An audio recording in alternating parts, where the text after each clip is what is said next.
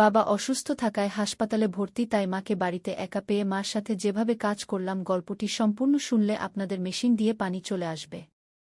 আপনারা হাতের কাজ করতে বাধ্য হবেন, তাই হাতের কাজ করার আগে হাতের কাছে অবশ্যই টিস্যু রাখবেন। নমস্কার বন্ধুরা, আজকের এই গল্পে আপনাদের স্বাগতম। আমার নাম বিজয় এবং আমার বয়স ৩০ বছর। বর্তমানে আমি হায়দ্রাবাদে চাকরি করছি। আমি মূলত চণ্ডীগড়ের বাসিন্দা, মানি মাজরায় আমাদের ৩তলা বাড়ি আছে। আমার মায়ের নাম সুশীলা, তার বয়স প্রায় ৫২ বছর। তিনি একজন গৃহিণী, যদিও তিনি বি.এড সম্পন্ন করেছেন। আমার মা উচ্চতায় কিছুটা খাটো কিন্তু শরীরে মোটাসোটা। তিনি সবসময় শাড়ি পরেন, আমি কখনো তাকে শাড়ি ছাড়া অন্য কিছু পরতে দেখিনি। কিন্তু যে রাতে এই ঘটনাটি ঘটেছিল, তারপর থেকে আমার এবং মায়ের জীবন বদলে গেছে। এই ঘটনাটি তখনকার, যখন আমার বয়স ২৫ বছর ছিল। সেই দিন বাবাকে হার্ট অ্যাটাক হয়েছিল এবং তাকে হাসপাতালে ভর্তি করতে হয়েছিল।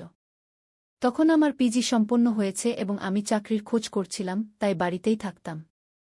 মাও বি.এড করার পরও চাকরি না করে গৃহিণী থেকে গিয়েছিলেন। তখন হাসপাতালে বাবার চিকিৎসা চলছিল, কিন্তু তার অবস্থার কোনো উন্নতি হচ্ছিল না। বাবাকে এই অবস্থায় দেখে মা ভেঙে পড়েছিলেন। আমি তার একমাত্র সন্তান ছিলাম, তাই তিনি আমার উপর নির্ভরশীল ছিলেন। বাবার অসুস্থতার খবর শুনে আমার মাসি এবং মামাও সঙ্গে সঙ্গে হাসপাতালে চলে এসেছিলেন। সবাই নিজ নিজভাবে সাহায্য করছিলেন। ৪-৫ দিন পর ডাক্তার সেই কথা বলে দিলেন যা আমরা শুনতে ভয় পাচ্ছিলাম। ডাক্তার বললেন যে এখন বাবাকে বাঁচানো কঠিন। এটি শুনে মা অজ্ঞান হয়ে গেলেন। আমি তার পাশে ছিলাম, তাই তাকে সামলে নিলাম। বাবা এখন ভেন্টিলেটরে ছিলেন, ভেন্টিলেটর চালু থাকা পর্যন্তই তার শ্বাস নেওয়া সম্ভব ছিল। তখন আমি এবং মা বাবার সঙ্গে শেষবারের মতো দেখা করতে আইসিইউতে গিয়েছিলাম। মা এখন কিছুটা সুস্থ হয়েছিলেন, তিনি কাঁদতে কাঁদতে বাবাকে জড়িয়ে ধরলেন। আমিও তার হাত ধরে কাঁদতে লাগলাম। কিছুক্ষণের মধ্যেই বাবা শেষ নিঃশ্বাস ত্যাগ করলেন এবং তার জীবনযাত্রা সম্পন্ন করলেন। আমরা আইসিইউ থেকে বেরিয়ে এলাম এবং মা আমাকে জড়িয়ে ধরে জোরে জোরে কাঁদতে লাগলেন। পরে শেষকৃত্যের প্রস্তুতি শুরু হয়ে গেল। দিন কেটে গেল, সন্ধ্যা ৬:০০ বাজে গিয়েছিল। শেষকৃত্যর সব কাজ আত্মীয়রা সামলে নিয়েছিল। শ্মশান থেকে বাড়ি ফিরে আমি আমার ঘরে গেলাম আর জোরে কেঁদে ফেললাম। মা শুধু কাঁদছিল, সে খুবই কষ্ট পাচ্ছিল। কিছুক্ষণ পর মাসি আমার জন্য চা নিয়ে এল। তখন আমি উঠে বসলাম। চা নিতে নিতে তাকে জিজ্ঞেস করলাম, মা কেমন আছে? মাসি বলল, দিদি এখনও কাঁদছে বিজয়। তার খুব কষ্ট হচ্ছে। আমি বললাম, হ্যাঁ মাসি, তার বাবার সঙ্গে খুব লেগে থাকত। আমারও কিছুই মাথায় আসছে না। মাসি বলল, আমি বুঝতে পারছি বিজয়, কিন্তু এখন দিদির তোমারই সাহায্য দরকার। এই বয়সে সে পুরোপুরি তোমারই ওপর নির্ভরশীল। এতটা বলে মাসি চলে গেল। তখন আমি ভাবতে লাগলাম, এখন এই বাড়ির দায়িত্ব আমারই। আমার মাথায় চাকরি আর ভবিষ্যৎ জীবন নিয়ে নানা চিন্তা আসতে লাগল। আমাকে যত তাড়াতাড়ি সম্ভব চাকরি খুঁজে নিতে হবে, নিজেকে দায়িত্বশীল করে তুলতে হবে। কারণ বাবার পেনশনে আমরা আর কতদিন চলব? এসব চিন্তায় আমার মাথা ভারী হয়ে উঠছিল। আমি আমার ঘরের বারান্দায় গিয়ে দাঁড়ালাম, যাতে কিছুটা তাজা বাতাস পাই। এতে কিছুটা ভালো লাগল। লিভিং রুমে মা আর মাসি বসেছিল, আত্মীয়দের সঙ্গে কথা বলছিল। কিছুক্ষণ পর আত্মীয়দের ভিড় কমে গেল। মাসি আমার ঘরে এসে বলল, আমি খাবার তৈরি করি, তুমি এতক্ষণ মায়ের কাছে বসো। আমি হ্যাঁ বলে মায়ের কাছে গিয়ে বসলাম। আমাকে দেখে মা আমার গলা জড়িয়ে আবার কেঁদে ফেলল। আমি তাকে জড়িয়ে ধরে শান্ত করার চেষ্টা করলাম। আমার মা ফর্সা রঙের ছিলেন, এত কান্নায় তার গাল লাল হয়ে গিয়েছিল। তার চোখও ক্লান্ত দেখাচ্ছিল। সে আমাকে জড়িয়ে ধরে কাঁদতে লাগল। আমি তাকে বললাম, মা এখন আর কাঁদো না। যা হবার তা হয়ে গেছে। এখন আমি আছি না তোমার সঙ্গে? আমি সব সামলাব। মা বলল, হ্যাঁ বেটা, তোমাকে দেখেই এখন দিন কাটাচ্ছি। তোমাকে দেখলেই তার কথা মনে পড়ে। এত বলেই মা আরও জোরে কাঁদতে লাগল। এমন সময় মাসি বাইরে এল আর মাকে বলল, দিদি একটু খাবার খাও। দুটো লোকমা খেলে কিছুটা ভালো লাগবে। মা হ্যাঁ বলল। মাসি বলল, তুমি রান্নাঘরে চলো, আমি সাহায্য করি। তোমার খুব দুর্বলতা এসে গেছে। মা বলল, তুই রান্নাঘরে গিয়ে দেখ, আমি এসে সাহায্য করছি। এত বলে মাসি রান্নাঘরে চলে গেল। আমি মায়ের হাত ধরে সাপোর্ট দিয়ে তাদের রুমে নিয়ে গেলাম। তারপর মা বাথরুমে গিয়ে ফ্রেশ হয়ে এল। এখন তার মুখ কিছুটা ঠিক মনে হচ্ছিল। সারাদিনের দৌড়াদৌড়িতে সে খুব ক্লান্ত হয়ে গিয়েছিল। আমি প্রথমবার মাকে এভাবে দেখলাম। নিজের অজান্তেই আমার কিছুটা অদ্ভুত লাগছিল। এমন সময় মা বলল, বিজয় বেটা, তুমি কি আমার একটু সাহায্য করবে? আমি শাড়ি বদলাতে চাই, খুব দুর্বল লাগছে গো। আমি বললাম, হ্যাঁ মা, আমি আছি না। বলো, কি সাহায্য করব? মা বলল, প্রথমে দরজা বন্ধ করে দাও, আর আলমারি থেকে সেই সাদা শাড়িটা বের করে দাও। তখন দরজার পাশে দাঁড়িয়ে আমি বললাম, ঠিক আছে মা, আমি দিচ্ছি। তুমি শুধু এখানে বসো অক্ষু। তারপর আমি দরজা বন্ধ করে হলুদ রঙের ছোট বাল্ব জ্বালালাম আর আলমারি থেকে সাদা শাড়ি খুঁজতে লাগলাম। শাড়ি পেয়ে মাকে দিতে পিছনে ফিরে তাকালাম। কিন্তু পিছনে ফিরে যা দেখলাম তাতে আমি হতবাক। মা আমার দিকে পিঠ করে দাঁড়িয়েছিল। আমি কি বলব বুঝতে পারলাম না। দ্রুত শাড়ি মাকে দিয়ে দিলাম আর পিঠ ফিরে দাঁড়িয়ে গেলাম। এদিকে আমার মাথায় নানা রকম চিন্তা ভিড় করতে লাগল। এমন সময় মা বলল, বিজয় বেটা, আরেকটা কাজ করবে? আলমারিতে হলুদ রঙের আমার শাড়ি আছে, সেটা দেবে? এ কথা শুনে আমি অবাক।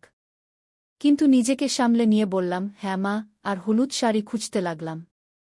শেষে ভাঁজ করা হলুদ শাড়ি পেয়ে গেলাম। সেটা খুলে দেখতেই তার ডিজাইন দেখে আমি হতবাক। এমন সময় মা জিজ্ঞেস করল, শাড়ি পেয়েছ কি বিজয় বেটা? আমি বললাম, হ্যাঁ পেয়েছি। তখন শাড়ি মাকে দিতে ফিরে দেখলাম মা এখনও পিঠ করে দাঁড়িয়ে।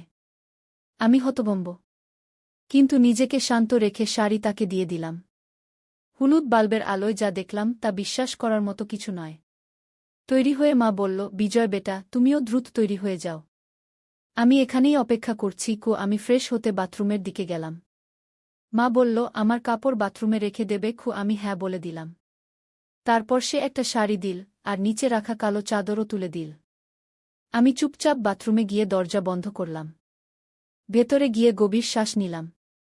বাইরে এসে দেখলাম মা এখনও বসে আছে। আমি তার হাত ধরে উঠালাম আর তাকে খাওয়াতে নিয়ে গেলাম। খাওয়ার সময় মা খুব শান্ত ছিল। বাড়িতে এখন শুধু আমি, মা, মামা আর মাসিই রয়ে গিয়েছিলাম। বাকি আত্মীয়রা চলে গিয়েছিল। খাওয়ার পর মাসি আমাকে জিজ্ঞেস করল, বিজয়, ঘুমানোর ব্যবস্থা কি করব? আমি বললাম, মাসি, আজ আমি মায়ের পাশে শোব।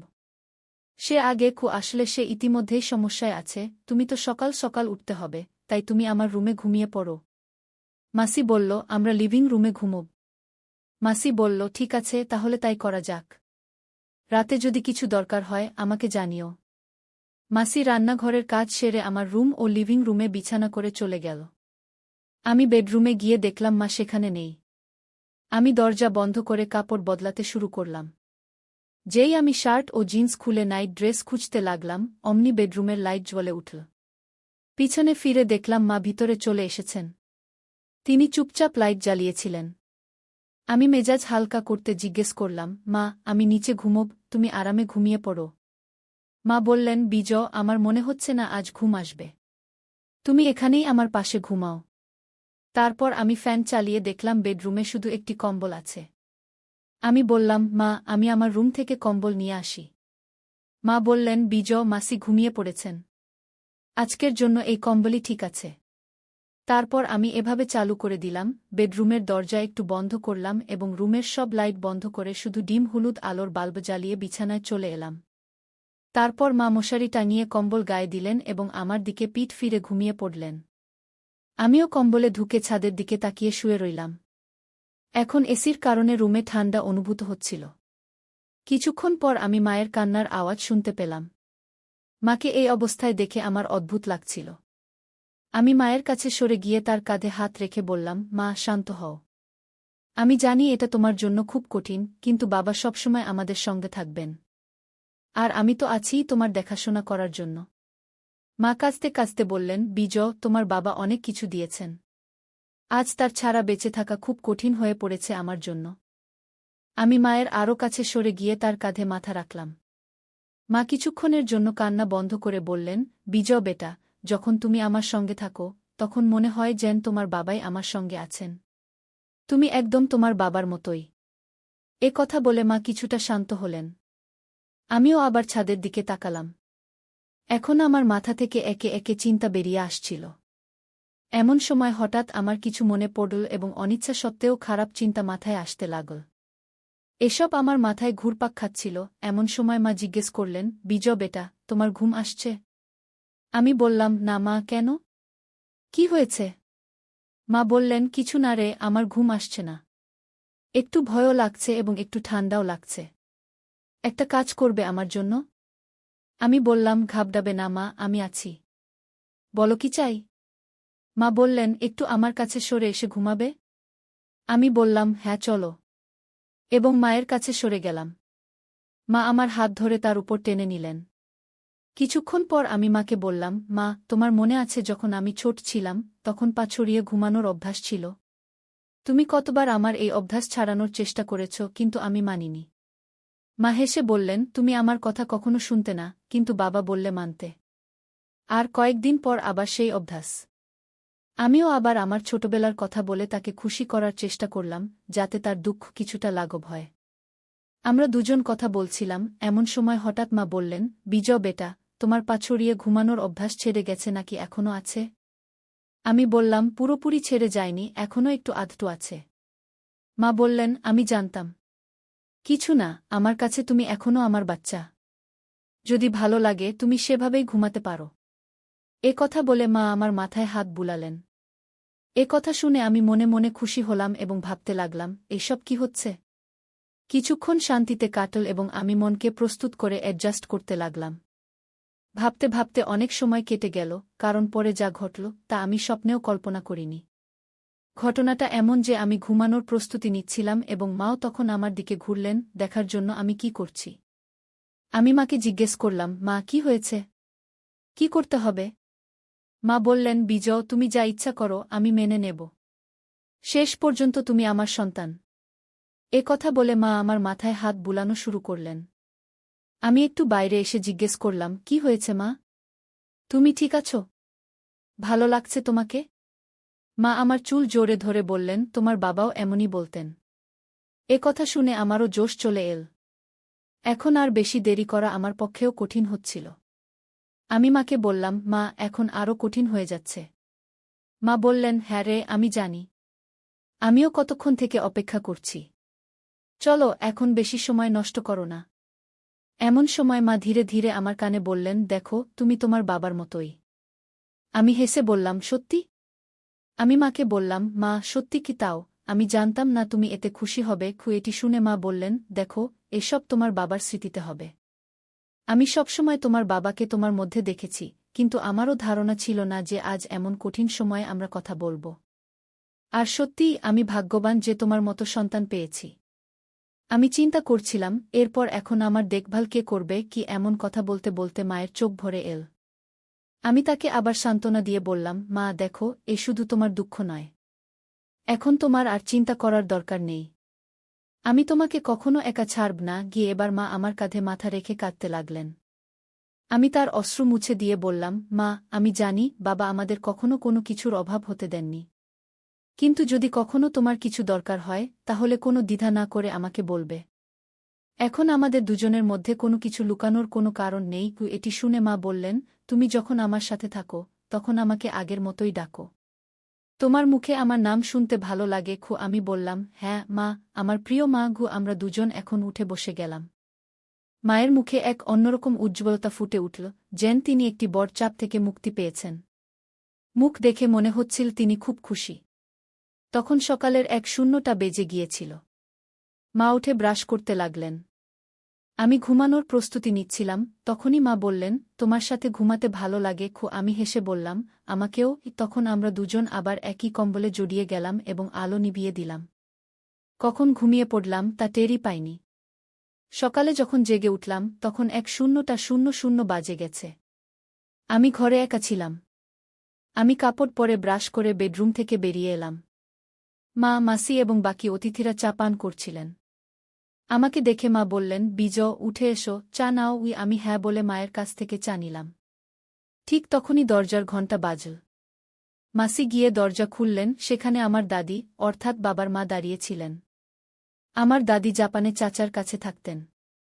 দাদা চলে যাওয়ার পর চাচা তাকে নিজের সাথে নিয়ে গিয়েছিলেন। বাবা হঠাৎ মারা যাওয়ায় তিনি তাড়াতাড়ি আসতে পারেননি। দাদি বাড়িতে ঢুকেই জোরে জোরে কাঁদতে শুরু করলেন। মাও তাকে জড়িয়ে ধরে কাঁদতে লাগলেন। আমার দাদির নাম ছিল সাবিতা। আমি তাকে ছোটবেলায় দেখেছিলাম। দাদা চলে যাওয়ার পর চাচা তাকে তাড়াতাড়ি নিজের সাথে নিয়ে গিয়েছিলেন। আমি অনেক বছর পর দাদিকে দেখছিলাম। দাদি অনেক বদলে গিয়েছিলেন। তার জীবনযাপন, কথা বলার ভঙ্গি সবই জাপানের মতো হয়ে গিয়েছিল। আমাকে দেখে দাদি স্নেহে আমার মুখে হাত বুলালেন এবং আমাকে জড়িয়ে ধরে কাঁদতে লাগলেন। আমি দাদিকে সান্ত্বনা দিচ্ছিলাম। পরের 1-5 থেকে 2-0 দিন শুধুই ব্যস্ততায় কেটে গেল। এখন দাদি চলে এসেছিলেন, তাই আমার এবং মায়ের জন্য বেশি সময় পাওয়া যাচ্ছিল না। রাতেও দাদি মায়ের সাথে ঘুমাতেন, তাই আমাদের একসাথে থাকার সুযোগ হচ্ছিল না। আমরা কথা বলতাম, কিন্তু চুপি চুপি, তাতেও এক অন্যরকম মজা ছিল। যখন সময় পেতাম তখন কথা বলতাম, কিন্তু এমন সুযোগ খুব কমই পেতাম। এখন বাবা চলে যাওয়ার 1 মাস হয়ে গিয়েছিল। দাদি তখনও বাড়িতেই ছিলেন। আত্মীয়স্বজনদের দেখা করতে আসাও কমে গিয়েছিল। মাসিও 1-2 দিনের মধ্যে নিজের বাড়ি চলে যাবেন। বাড়ির সব কাজ ধীরে ধীরে স্বাভাবিক হয়ে আসছিল। মাঝে মাঝে কোনো আত্মীয়ের ফোন আসত বা কেউ দেখা করতে আসত, আর তখন পুরনো স্মৃতি তাজা করে কান্না শুরু হয়ে যেত। একদিন দাদি বললেন, বিজয় বেটা, তোমার সাথে কিছু কথা বলতে হবে। আমি বললাম, বলো দাদি। দাদি বললেন, আজ তোমার বাবা চলে যাওয়ার 1 মাস হয়ে গেল। তোমার মা এখনও সেই শোক থেকে বেরোতে পারেননি। তাই আমি বলছি, তুমি মাকে মামার বাড়ি শিবপুরে নিয়ে যাও। সেখানে কয়েকদিন থাকলে সুশীলার কিছুটা স্বস্তি হবে। সুশীলা আমার মায়ের নাম। আমি বললাম, হ্যাঁ দাদি, আপনি ঠিক বলেছেন। আমি মায়ের সাথে কথা বলব। দাদির কথা আমার কাছে ঠিক মনে হল। মা এবং আমারও এতদিন পর একসাথে সময় কাটানোর সুযোগ মিলত। তাই আমি তাড়াতাড়ি প্রস্তুত হলাম এবং মায়ের সাথে এই কথা বললাম। মাকেও এই কথা ঠিক মনে হল। তারপর আমি মামাকে ফোন করে আমাদের আসার পরিকল্পনা জানালাম। মামা এবং মামি দুজনেই উৎসাহিত হয়ে প্রস্তুত হলেন। পরের দিন আমাদের বের হতে হবে, তাই আমি এবং মা প্যাকিং শুরু করলাম।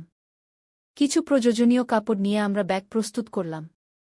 পরিকল্পনা ছিল যে আমি এবং মা ফ্লাইটে ভুবনেশ্বর যাব। সেখান থেকে মামা নিজের গাড়ি নিয়ে আসবেন এবং আমরা শিবপুর মামার গাড়িতে যাব। মনসুন শুরু হয়ে গিয়েছিল, তাই আমরা তাড়াতাড়ি বের হওয়ার সিদ্ধান্ত নিলাম। পরিকল্পনা অনুযায়ী আমরা চণ্ডীগড় থেকে ভুবনেশ্বরের ফ্লাইট ধরার জন্য প্রস্তুত হলাম। ফ্লাইটে বসেই মা আমার কাঁধ ধরে ঘুমিয়ে পড়লেন। কিন্তু আমি নিজেকে সংযত রাখলাম। চণ্ডীগড় থেকে ভুবনেশ্বরের ফ্লাইট প্রায় 2 ঘণ্টার। তাই আমরা দুপুর 1টায় ভুবনেশ্বর পৌঁছে গেলাম। আমরা ভুবনেশ্বর এয়ারপোর্টে নামতেই সেখানে তীব্র বৃষ্টি শুরু হয়ে গেল। এয়ারপোর্টে পৌঁছে আমি মামাকে ফোন করলাম, মামা, আপনি কোথায়? আমরা ভুবনেশ্বর এয়ারপোর্টে পৌঁছে গেছি, কিন্তু মামা তখনও ভুবনেশ্বর পৌঁছাননি। আমি এয়ারপোর্টে মোবাইল বন্ধ করতেই জানতে পারলাম যে ভুবনেশ্বরের উপকূলীয় অঞ্চলে ঘূর্ণিঝড় এসেছিল। তাই তীব্র বৃষ্টি হচ্ছিল এবং ভুবনেশ্বরের সব রাস্তা বন্ধ হয়ে গিয়েছিল। আমি মায়ের সাথে এই সব কথা শেয়ার করলাম এবং আমরা সিদ্ধান্ত নিলাম যে ঘূর্ণিঝড় এবং বৃষ্টি থামা পর্যন্ত আমরা ভুবনেশ্বরেই থাকব। আমি মামা এবং দাদিকেও এই খবর দিলাম। সবাই এই পরিস্থিতিতে অসহায় ছিল, তাই কারও কোনো অসুবিধা হল না। তারপর আমি এয়ারপোর্টের কাছেই একটি ভালো 5 স্টার হোটেলে রুম বুক করলাম। সেখানে অন্য কোনো রুম পাওয়া না যাওয়ায় আমাদের 5 স্টার হোটেলের একটি ব্যালকনিযুক্ত রুমই বুক করতে হল। এই পরিস্থিতিতে আমরা দুজনেই খুশি ছিলাম, কারণ আমরা যতটা সময় চেয়েছিলাম ততটা সময় পেয়ে গিয়েছিলাম। এবং নিশ্চিতভাবেই কেউ জানত না। আমরা দুজনেই তখন যে কোনো ক্যাব পেয়ে গেলাম, তা বুক করে হোটেলে পৌঁছে গেলাম। সেখানে চেক ইন কাউন্টারে আমরা দুজনেই চেক ইন করছিলাম। আমি আমার নামে রুম বুক করেছিলাম, তাই আমি আমার ডকুমেন্ট দিলাম। ঠিক তখনই রিসেপশনিস্ট বলল, স্যার, আমাদের ম্যাডামেরও ডেটা চাই সিস্টেমে যোগ করার জন্য। আমি হ্যাঁ বলে মায়ের ডেটা দেওয়ার কথা ভাবছিলাম, তখনই মা এগিয়ে এসে নিজেই বলতে শুরু করলেন। মা বললেন, হ্যাঁ মিস সুশীলা পাটকর। মায়ের এই উত্তর শুনে আমি হতবাক হয়ে গেলাম। রিসেপশনিস্ট অপশন এবং রিলেশনশিপ জিজ্ঞাসা করলে মা বললেন, মিসেস এখন আমি। মায়ের মা বড় চোখে তাকালেন, আমাকে হালকাভাবে দেখে হাসলেন। আমি সব বুঝে গেলাম এবং আমরা দুজনই রুমে চলে গেলাম। রুমে ঢুকেই আমি দরজা বন্ধ করলাম। আমার ওয়াশরুমে যাওয়া দরকার ছিল, ভ্রমণ আর দৌড়াদৌড়িতে সময় পাইনি। তখন আমি মাকে একটু সরিয়ে বললাম, সুশীলা জি, শুধু 2 মিনিট, আমি এখনই আসছি। আমি তাকে একটু সরিয়ে দিলাম, কিন্তু সে সরে যাচ্ছিল না। তখন আমি নিজেই একটু সরে গেলাম।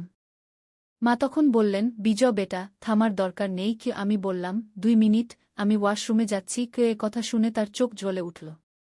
সে সঙ্গে সঙ্গে বলল, আমাকে গোসল করতে হবে।